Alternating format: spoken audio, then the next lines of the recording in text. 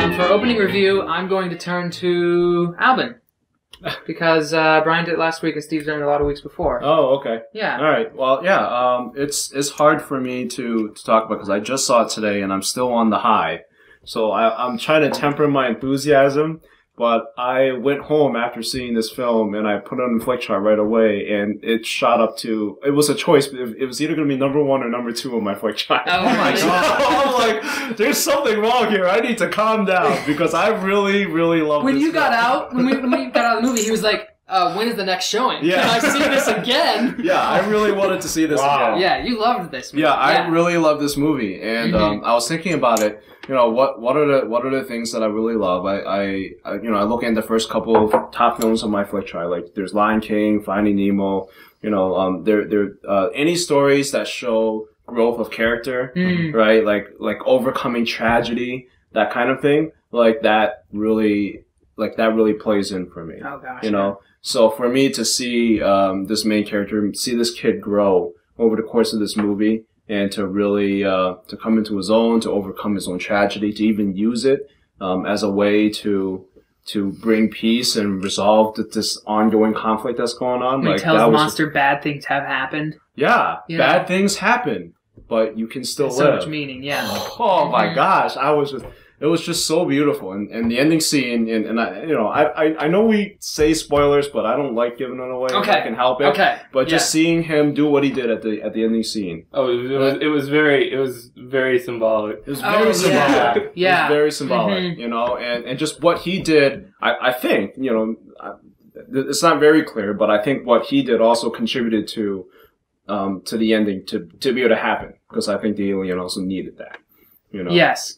So maybe. So like I just felt like it was just beautiful. The whole thing from the opening scene, the opening sequence of just seeing just coming in gently and just seeing the sign that says no accident for 754 days or whatever it was. That opening scene was amazing. Oh and then just taking it down, then putting the one up. Yeah. And then the next thing you know, you're at a funeral and you know exactly what happened. Yeah, they don't need to say anything, and you immediately feel because you're put in that funeral. I immediately felt bad for laughing when they took the signs off. Yeah. Because at first I was like, oh, it's like a Simpsons joke. Yeah. And then we're at the funeral, I'm like, oh, I'm a terrible person.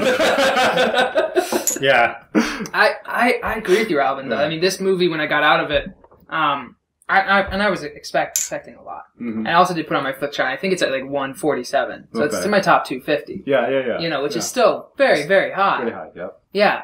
And so but I came out this just on a great high, and I'm still writing it, so I'm just going to keep writing it. Yeah. You know? Yeah. But I think you're right. The growth of these characters, the kids in this film, the child actors, they're amazing, they're unique, and there's some real strength and personality to all of them. They don't. I love how the kids are bickering and they don't take crap. You know, even the kid who's always blowing up the fireworks, they get mad at him. Yeah, I think it's great. Yeah, I think it's fantastic. And this movie, we'll talk about nostalgia, but something this movie does really well is it takes those kind of cliches that we're nostalgic about, and it reminded us why they're cliche, why they're so powerful. That's a genius move. What did you think about it, Brian? I'm not as high on it as either of you guys are. I felt like I don't know. After I came out of it, I liked it a lot, and then just letting it sit for a day, it seems to come down really quickly. So. I don't know. I felt like it was well acted. It was well shot. But I just feel like the story just didn't do it for me as much as it probably could have. I feel like it was like an attempt at making E.T. again, just making it scary. I don't know. That's what I've basically gotten to the opinion right now. Who knows? That could change by the end of this week. But right now I'm on the. Actually, as soon as the movie was over, I'm like, oh, so that's what would happen when J.J. Abrams makes E.T. Yeah. Because I don't know. It was just I've come down quite a bit from yesterday morning. The story's not that.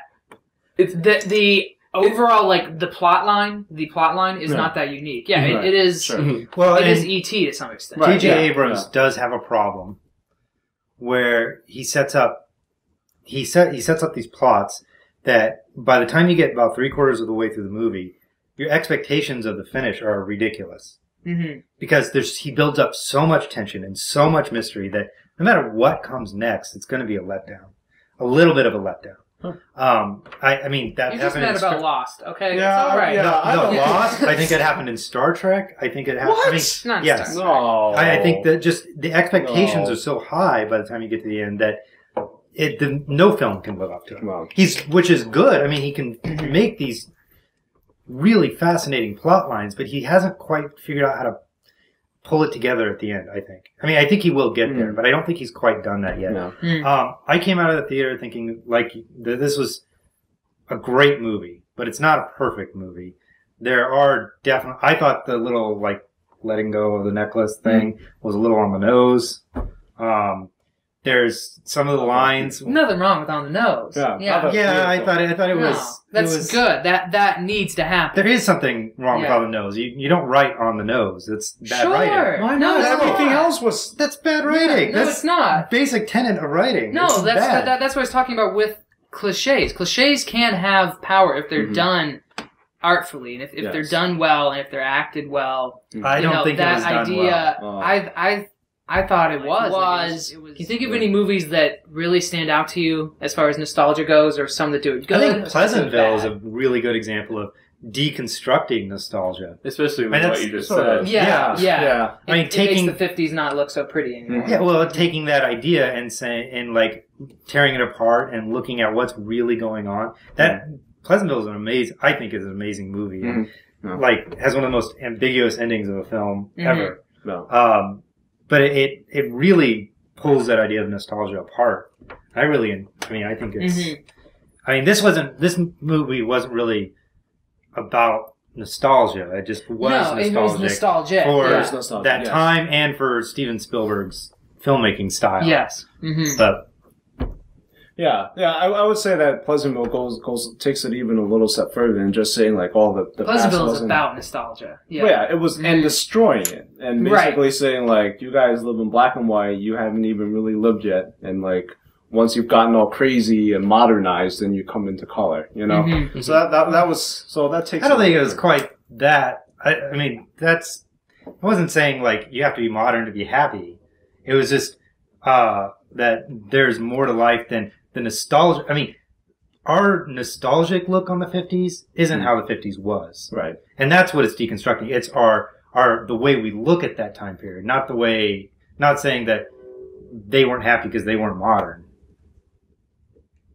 Make sense? It does pretty clearly put forth that the way to happiness is modernization, which is probably that's my biggest issue with that, is that even though it doesn't, that's the other end of the spectrum where it just says that nostalgia is bad. It doesn't say that there's anything good. I think there's an honest balance to, there were good things about the 50s, right? Yeah. And some things that we should, but it is frequently upheld as this kind of perfect, pristine, golden age of America, right? Yeah, right after World War II, whichever war. Yeah. So anyway, I mean, like I don't want to get off track and just talk about Pleasantville. But Can you think of any? All right, we're back with Buried Cinema, and we are going to do today our top 3 Spielberg films. My 3 films. On the bottom is Munich. My number 2 is once again, shut up about that stupid Not Darkness, but Saving Private Ryan. My number 1, my favorite is Tom will like this, is Raiders of the Lost Ark. The first one is Catch Me If You Can. Next one is there's got to be an Indiana Jones movie for me. It's Indiana Jones and The Last Crusade. And then the final one's more of a guilty pleasure. This is the one that's probably maybe one of the most flawed, but still one of the ones I love the most is AI. So instead of my original number 3, which was either going to be Catch Me If You Can or Munich, I'm going to throw in Jurassic Park. For my number 2, I'm in agreement with Steven here. I'm going with Indiana Jones and the Last Crusade. For my number 1, you can't go wrong with Saving Private Ryan. My number 3 is Jaws. My number 2 would be Minority Report. And then my number 1 all-time favorite is Jurassic Park.